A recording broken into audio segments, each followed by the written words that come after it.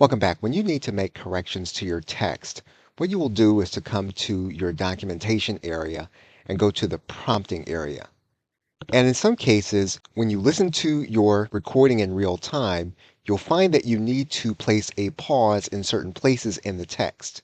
This is when you will use the pause command. And whenever you use any of the commands or suggestions here in the prompting area for 11 Labs, you'll need to listen in real time. It is all going to be contextual and it's all going to be experimental, and it may not do exactly what you want it to do. These are things that you can try in order to get the AI to read the text in the way that you want it to read it.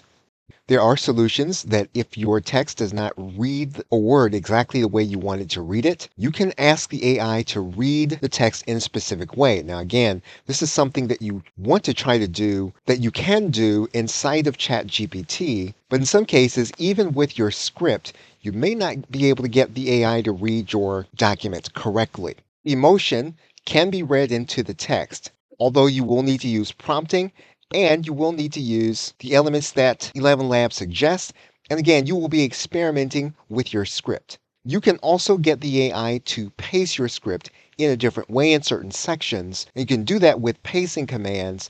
And typically, you're going to be writing phrases as you would a book. So it's a good idea to read the prompting area and again, to try certain things to get your text to do what you want it to do.